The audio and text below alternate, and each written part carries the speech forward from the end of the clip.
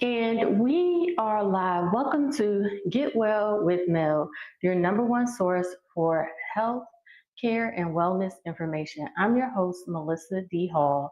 And today, we have an informative show today. And it's all about the high cost of living in America. The first part of our show, we will explore rising healthcare costs. As we all know, the government shutdown is over, but the fight for healthcare is still ongoing. ACA subsidies have not passed. And on the Medicare side of things, hospitals and doctors' offices just can't reach an agreement, leading to plans leaving areas across the nation and leaving our seniors without health care. After that, I have a very special guest, actually two special guests today. One, you're going to hear from an American citizen just like you and me, who's having to deal with the high healthcare costs because these subsidies are not passing. And then after that, I have a very, very special guest, real estate expert Bobby Arukwe. He has been a staple in the Raleigh real estate industry for over 4 years now and has helped dozens of homeowners achieve the American dream. He will explore with us Trump's latest proposal to stimulate the housing market, which is number one, 50-year mortgages. Are they beneficial or not? He has the answers. Also, we will explore Fannie Mae's latest decision, which is getting rid of credit score minimums. So, as you all hear, we have a lot to unpack today. So make sure you tell a friend and share out this broadcast and get your pen and paper because it seems like an episode that you're going to need to take some notes to. Welcome to Get Well with Mel. All right, so like with every show, you all, I have to go ahead and share this out on my social media channels. And while I'm doing that, you do too. And listen, I see you all watching, okay? So go ahead and say hello to me. Listen, I have really been going back and forth about pre-recording this show or not. So tell me, what do you all think? Should we keep it live or should we pre-record it? What do you all think? I'm thinking we're going to keep it live, but let me know in the comments.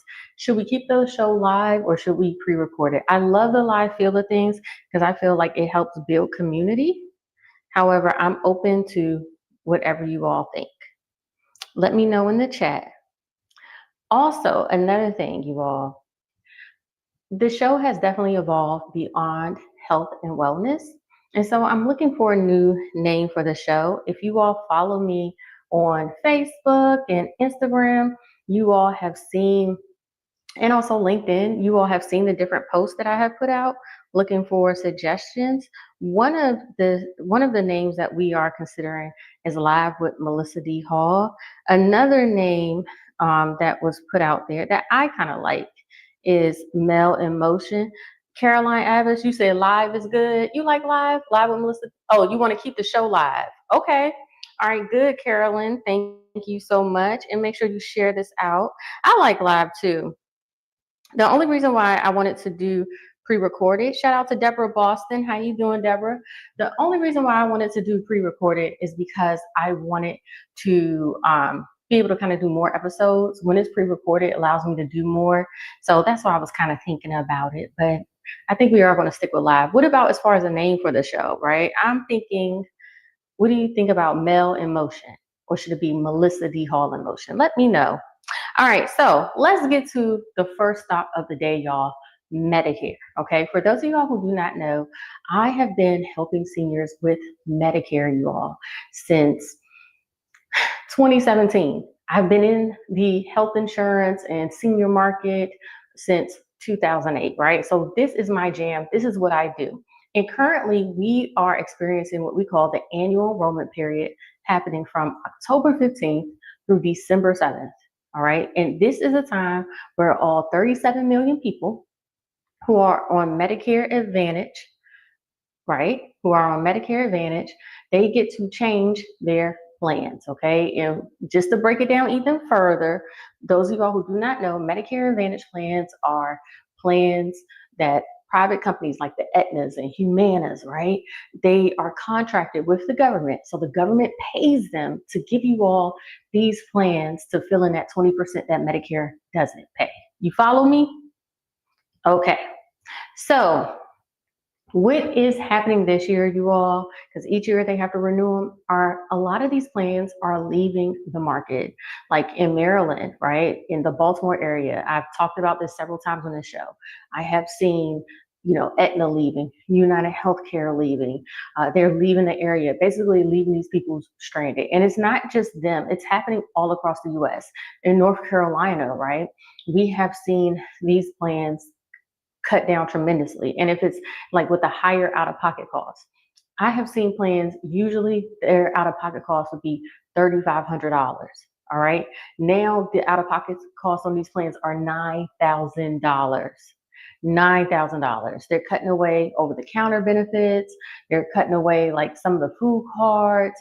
They're cutting away, they're increasing how much you have to pay to see the specialist. One plan I'm seeing, they went from a $35 to $55 to see specialists, which is significant for people who go a lot.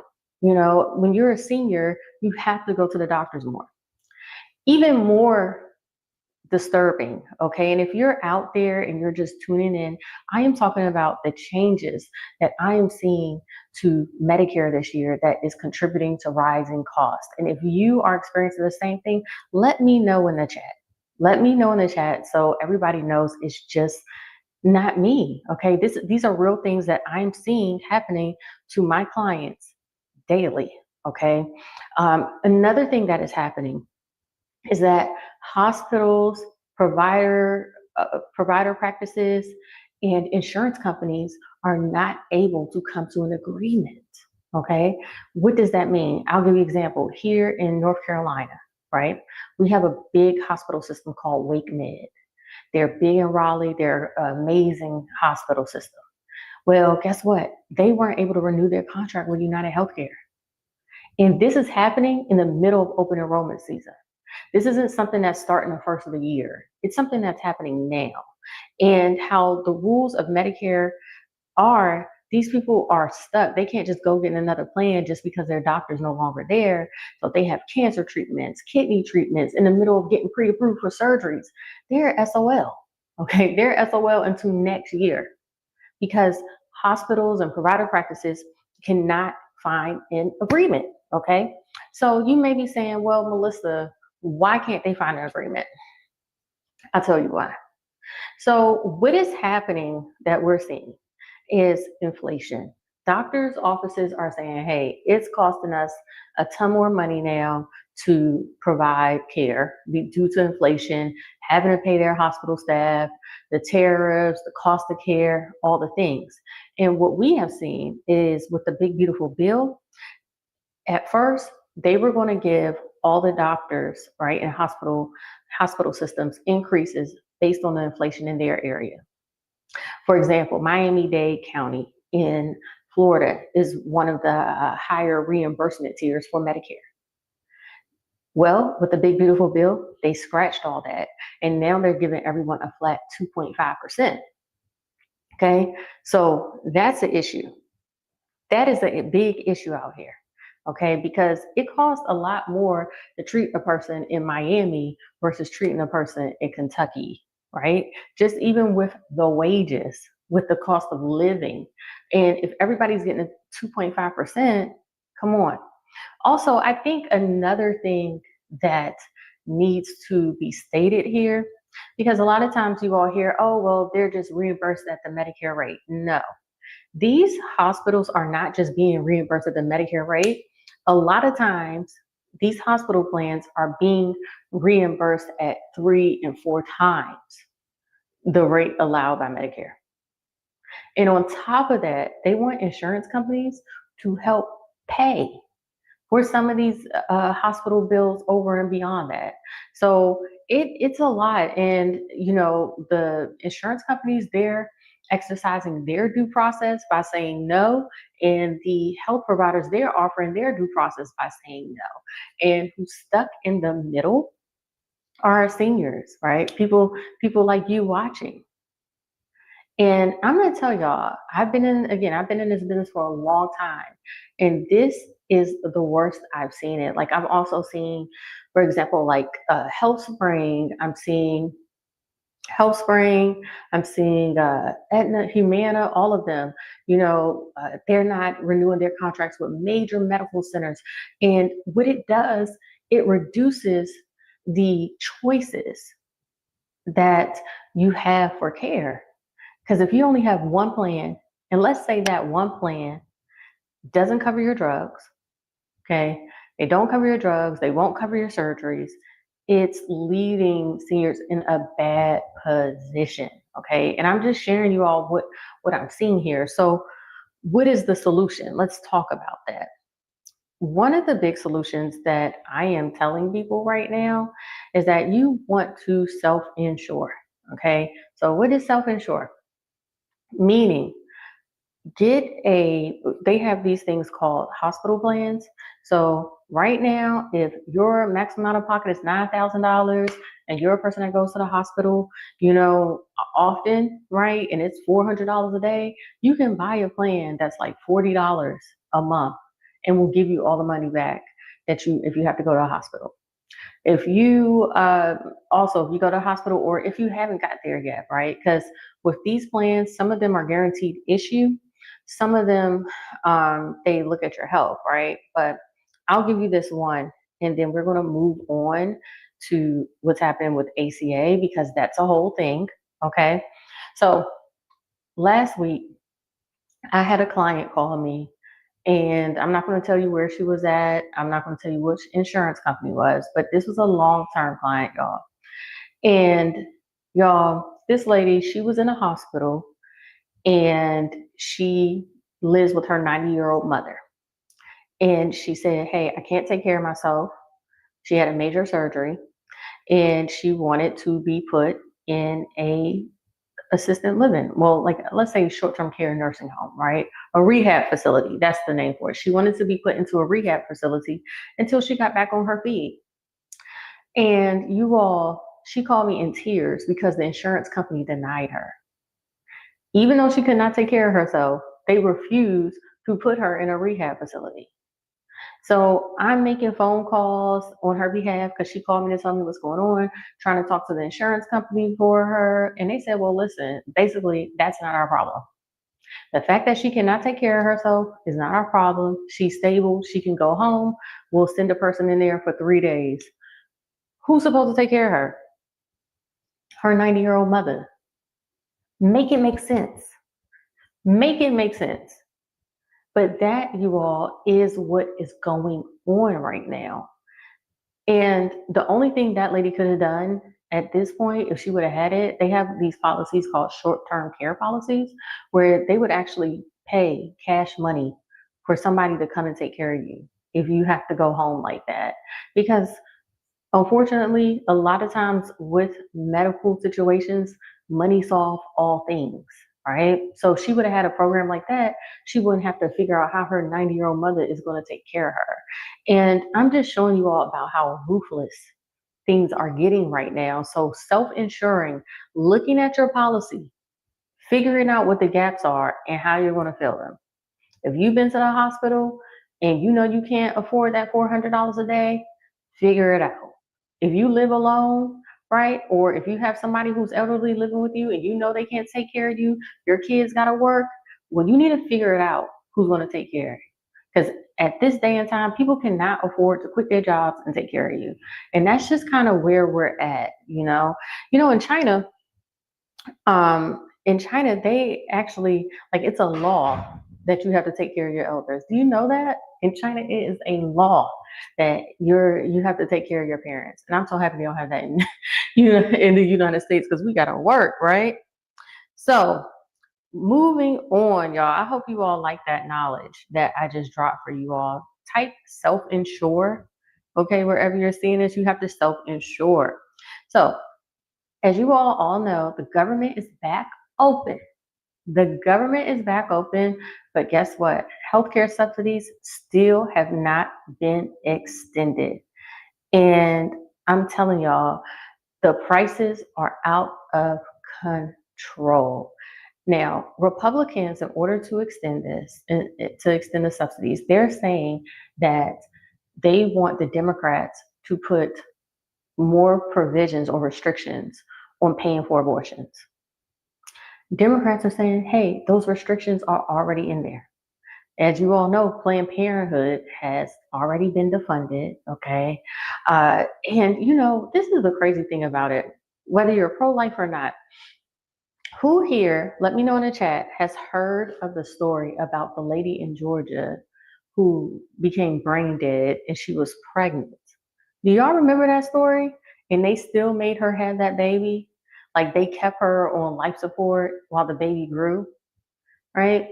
You know, this is the thing. We gotta have certain provisions in there because there are times like women are actually dying, okay? Because there are times, let's say if something's wrong with the fetus, if the mother's life is in danger, those things have not been ironed out yet in these rules. So I'm just like, hey, if you're gonna make provisions like that, you definitely need to iron out the rules because it's a lot of people making decisions for women's bodies who aren't women and is definitely leading to death, right? So another thing, President Trump, he has proposed having short-term care plans. Who here has heard of short-term care plans, right? So short-term care plans, these are insurance plans that are actually called short-term care. It's to be used in the interim. Let's say if you're going from one job to the next, or let's say if you retired early and you need a plan until you're eligible for Medicare, they'll have these short-term care plans. The thing about short-term care plans is that they do not cover like major surgeries, operations, mental health, maternity, prescriptions. They're not designed for that. They're mainly designed for like catastrophic things, right? If you don't have any heart issues and you have a heart attack, right? You have something to cover you. That is what they're designed for. They're not designed for physicals or anything of that sort.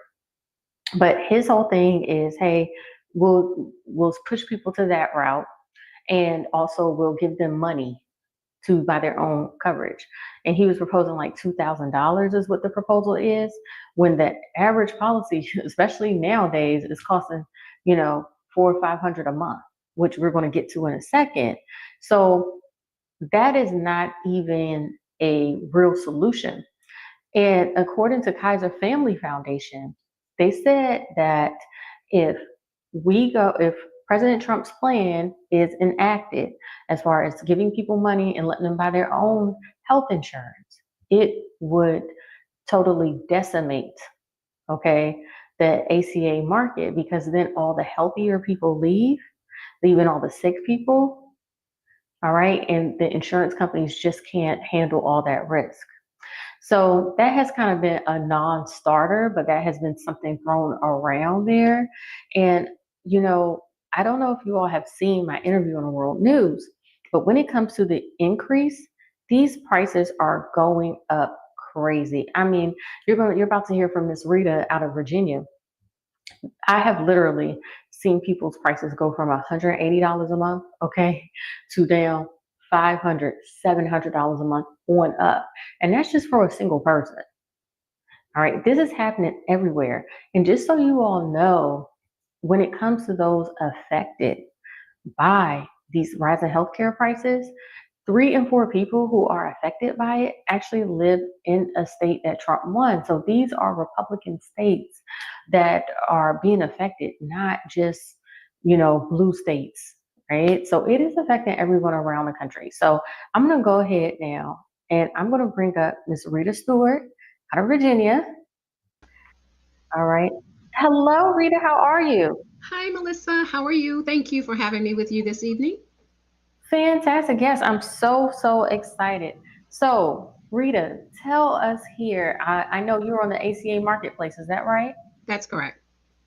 Fantastic. So, tell us, what was your premium last year? Last year, my premium was $169 per month. Okay. And what is it now?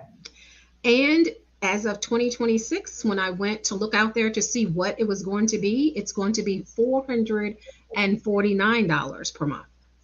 That's a 400. 200, yes, a 265% increase, Melissa. Oh my God. That's like a small car payment. Yes, yes, yes, it is. Wow. Wow. So let me ask you, have your like out of pockets changed or copays changed or anything? That's a good question. When I started from the beginning, when I joined the marketplace, I set myself with a deductible of 6,500 and then Hmm. my out of pocket at about $10,000. I have not changed it. So my intention was, to be reasonable in terms of what I would expect to pay myself out of pocket. So I've left it the same, haven't adjusted it, and still that's the increase that's slated. $6,500 is actually quite a bit. Wait, that's what I say. That it Yeah. was already a lot in terms of my deductible. So I wasn't trying to like get off easy, if you will. I was willing to do Yes. what's necessary to have the, coverage. Wow. Wow. Wow. Wow. So let me ask you, are your doctors still in the same network? That's a good question. So far, I have been able to continue with my doctor of choice, and I'm very, very grateful for that. I expected that there would be a change and increase of some sort in light of everything that's happening in the marketplace. I'm not sure I expected it to be that much of a change. Um, Hmm. One of the questions that has been asked is whether or not my income has changed drastically, like since then, or what may have been the cause of that. And I will say, yes, my business has grown since then, but I also had a role or a job as a hospice chaplain as well. And Wow. Okay. I stepped away from that in early 2024, like the end of March 2024. So in essence, it's almost like a wash in terms of my income changing. So we will see. We will see. What will happen in terms of my growth this year and what will happen. But yet and still, I wanted to, have this opportunity to talk to you, Melissa, because I am an everyday entrepreneur out there, just like many others. And the goal was to keep ourselves covered. But I don't think any of us expect, regardless of where the dollar amount or premium amount is, a increase of that amount. Wow. Yeah, no, absolutely. I mean, you're an everyday person. I don't know Yes. how you're going to afford, this like crazy increase. Yes. This crazy increase. Like, have you thought about will you have to cut back Well, in for any me way? personally, that coverage, by the way, is just for myself. So it doesn't Okay. include coverage for my spouse or coverage for children. My daughter, our daughter's an adult. It's just for myself. No, I mean, I will be okay. We will be able to, pay the premium, which is why I went ahead and looked out there now to see what was coming. But that's not Hmm. going to be the case for everyone.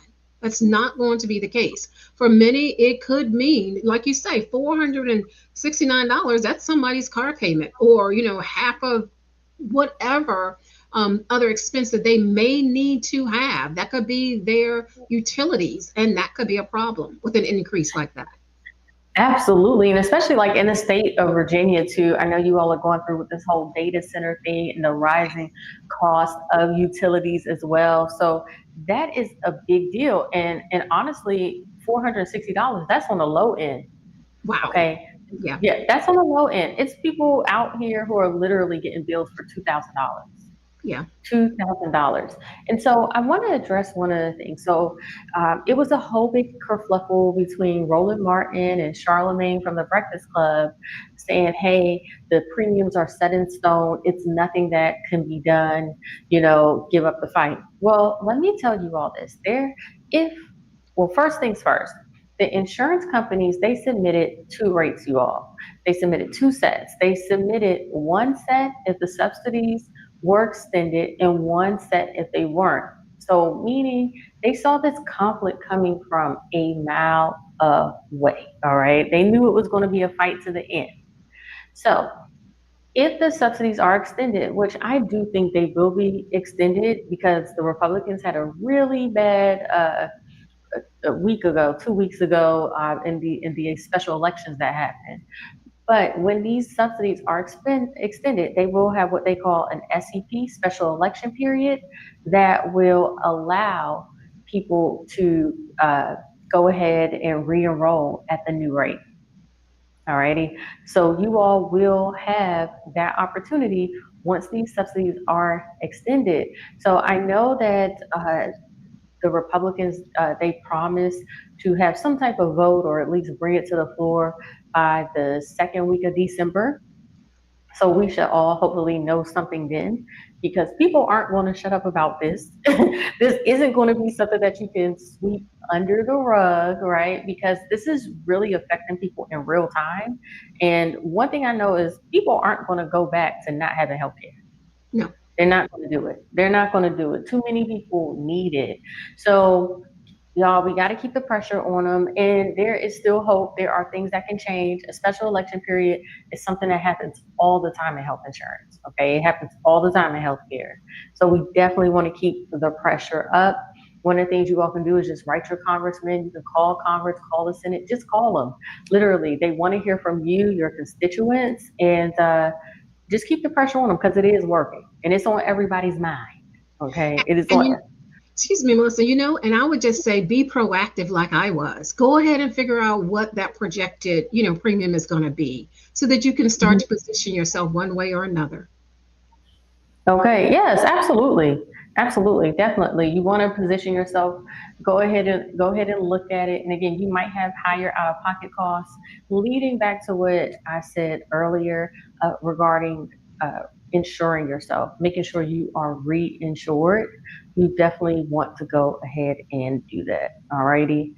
So thank you so much, Rita. You're welcome. Have a good evening.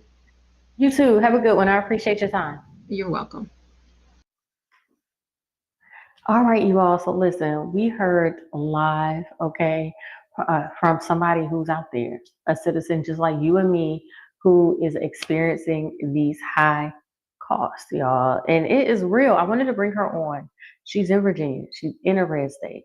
She's a business owner, working every day like you and I, taking a job here and there to make ends meet. She's not making a ton of money, but yet her premium's going up. Y'all heard about 246%. It is a real thing out there, y'all. So listen, listen, listen. Our guest, Bobby, I'm looking here. I don't think he was able to make it today. Okay, we might have to have him back on another day. But we were going to talk about the 50-year mortgage that was proposed. All right, I've heard both sides of this coin, that it would take people longer to pay off their houses.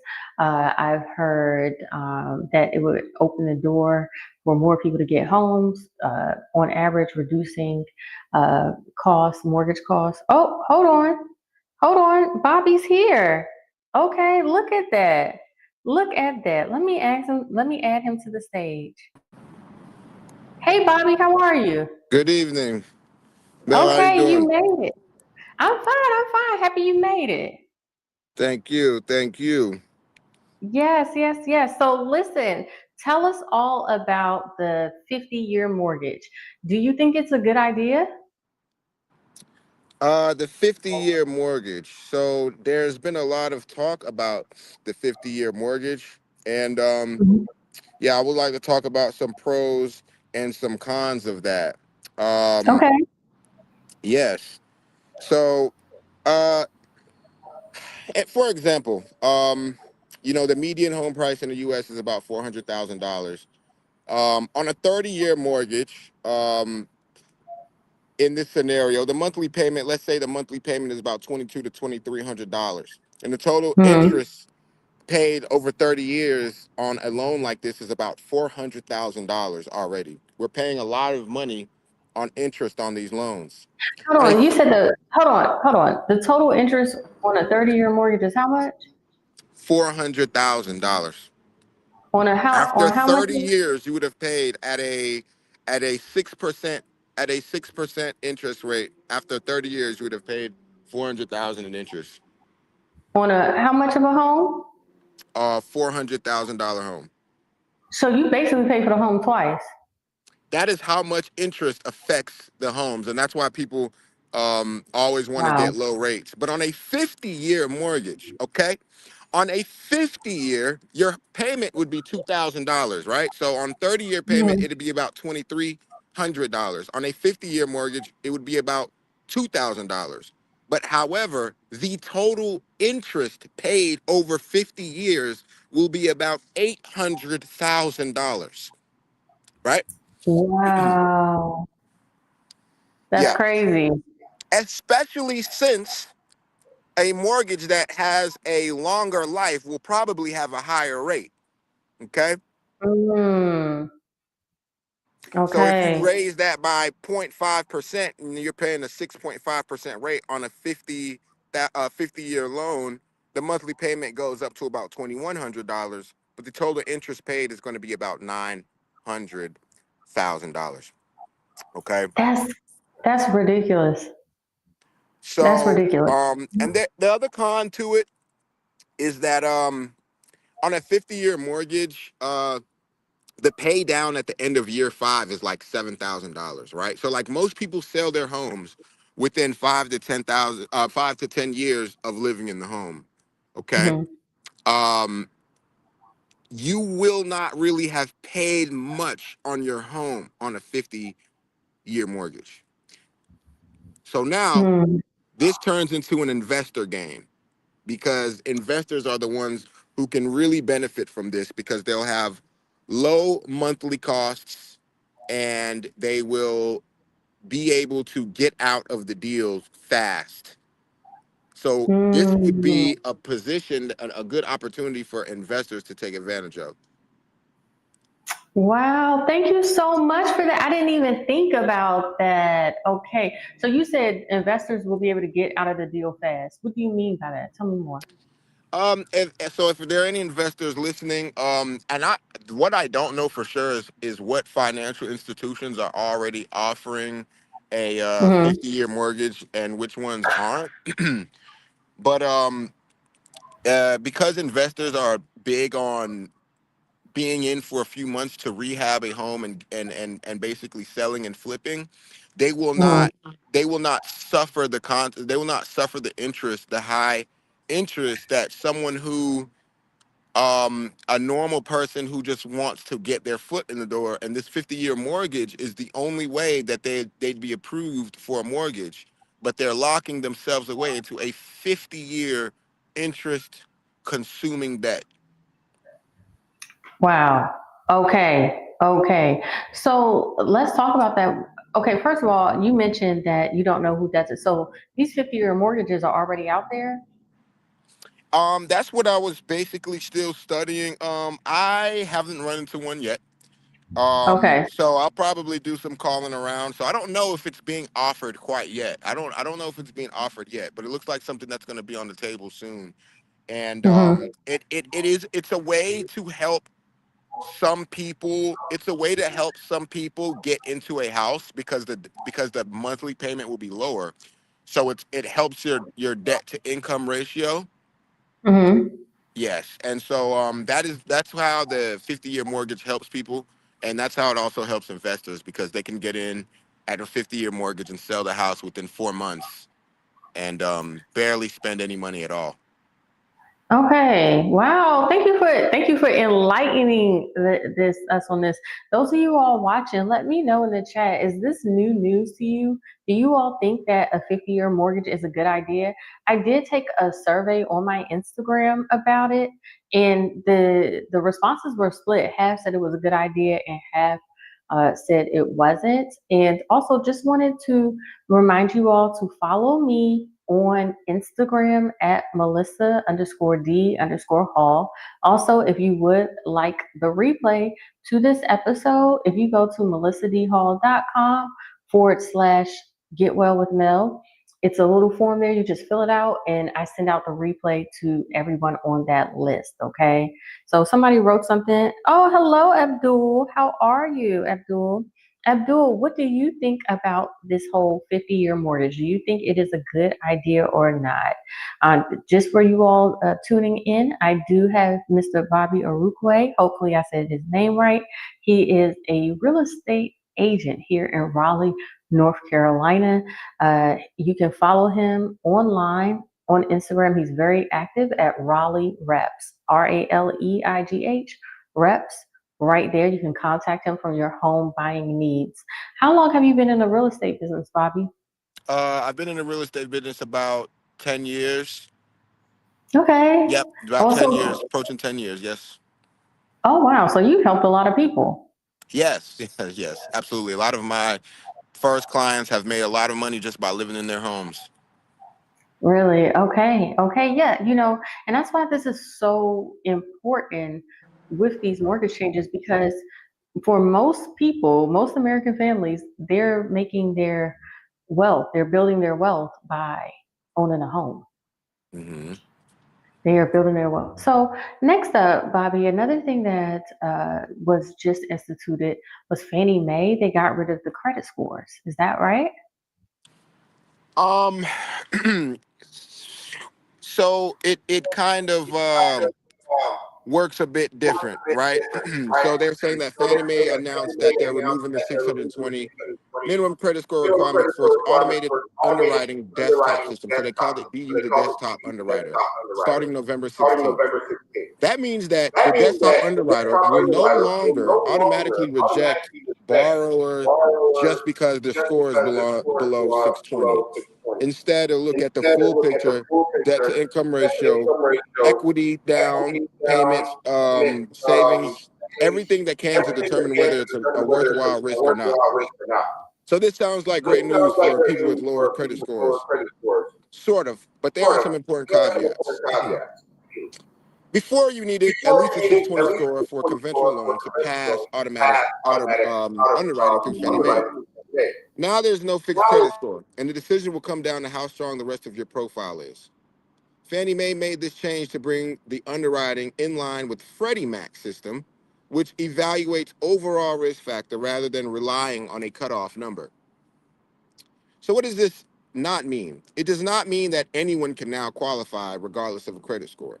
Remember, private mortgage insurance, or PMI, requires at least a 620 credit score if you're putting down less than 20%. So if you have less than 20% down, your loan needs PMI, and PMI companies have not changed their guidelines. So even if Fannie Mae allows it, the PMI provider would not allow it if you were not able to put down a full 20% down payment. Automated underwriting looks at the entire picture. So there's low credit scores, high debt to income, little savings. You will still not be able to qualify for the loan. If you have a bigger down payment, solid income, and several months of reserves, you could pass with a low credit score. And so that's what it basically means. Lenders are now able to set their own credit minimums, and they offer and they keep 620 as their minimum.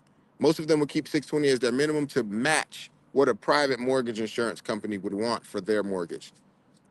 So just to wrap it up, basically, um, it's not that anyone can apply for a home or that your credit is not being run. Your credit still gets run. They just don't immediately disqualify you if you fall under the credit minimum. Okay. So, question for you. Okay, let's say if they don't use your credit score, does that mean that you most likely have a higher interest rate?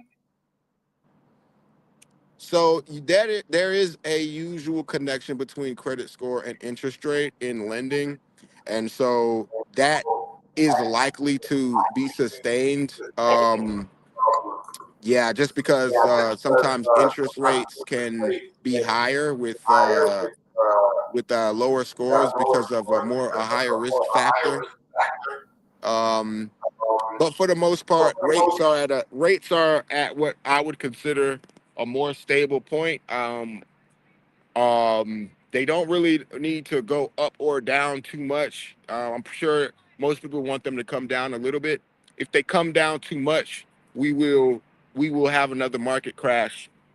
As a matter of fact, right now what we are experiencing is a market bubble that has come from low rates during COVID and also pushed up prices during COVID. A lot of companies, a lot of huge companies bought lots of houses during that time period, and they paid over asking price, as well as a lot of remote workers buying homes during the COVID period and the work from home explosion. A lot of homeowners started buying homes in other areas where the houses were less expensive, and they were able to pay higher than asking price for 2020 through about 2024, I want to say, or 21 through about 24 or 23. No one was paying asking price for homes. Everyone had been paying above asking price for homes. So that's how we got into the bubble we are.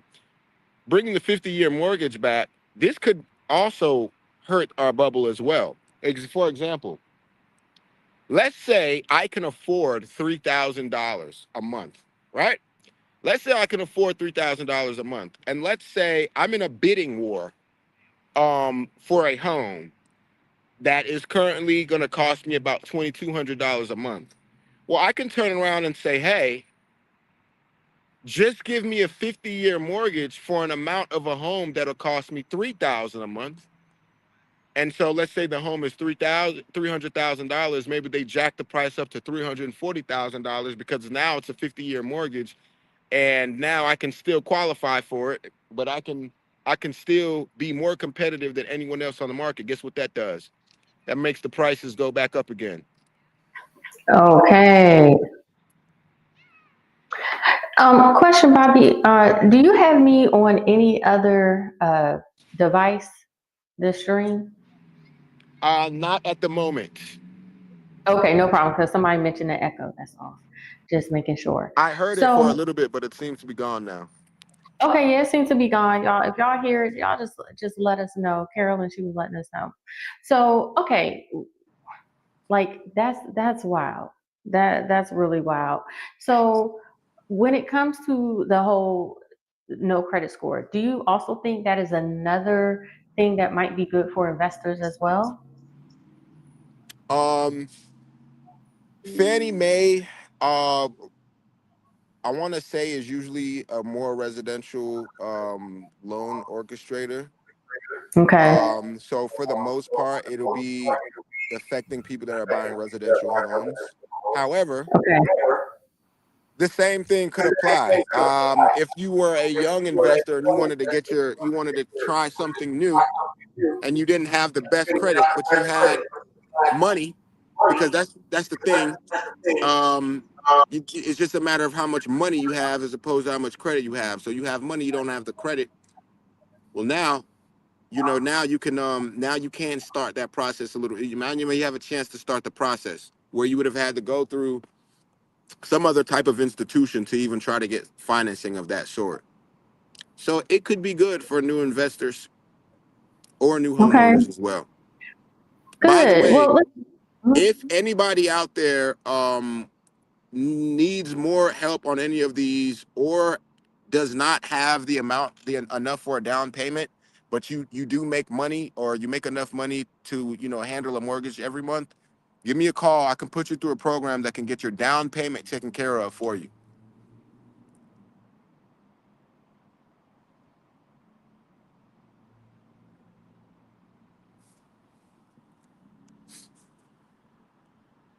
And that'll be back to you, Mel. oh, you're fine. You're fine. Well, There that's she is. great. What type of I guess program is that called? Unmute yourself for a little bit, all right? Am I muted? Oh, am I muted? Oh, somebody asked, can you help in Texas? Still waiting for a signal. You can't hear me? I think they can. Y'all, let me know. They say, can you help in Texas?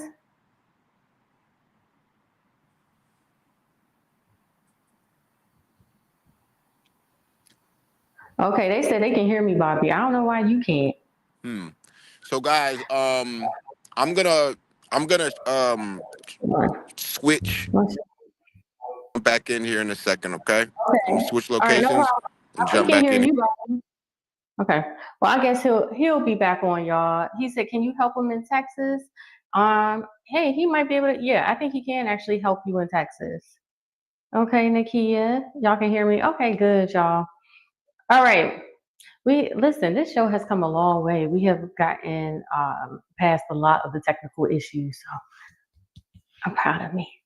That was really good. Listen, the housing market is so interesting now, especially because we have a president who is a real estate investor. And so you can definitely see like that's his thing to tinker with is the real estate market and make that go. So I think that we are definitely in for a couple of great years in real estate with him in office. So that's something I'm looking forward to. Carolyn, she said, congratulations. Thank you. All right, what's up, Chris? Nice to see you. Listen, saying hey to some of my OGs. What's up, Chris? Thank you for tuning in. I know you became a homeowner recently. Shout out to Caroline. You're new here, Caroline. Welcome. Listen, we go live every Thursday at 5:30 p.m. Eastern.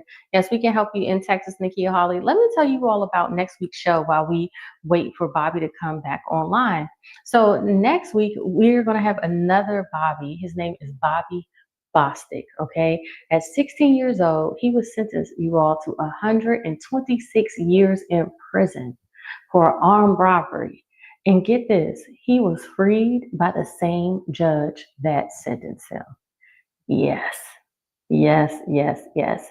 And now he is an author, an entrepreneur, and he's helping other youth not to make the same mistake that he did. So that is going to be an amazing episode. Have you all ever heard of him before? He's been profiled by Gayle King. He's been on Good Morning America, on every news outlet. Yes, wow. And the judge, again, she's the one who advocated him and freed him. And he's just such a dynamic person.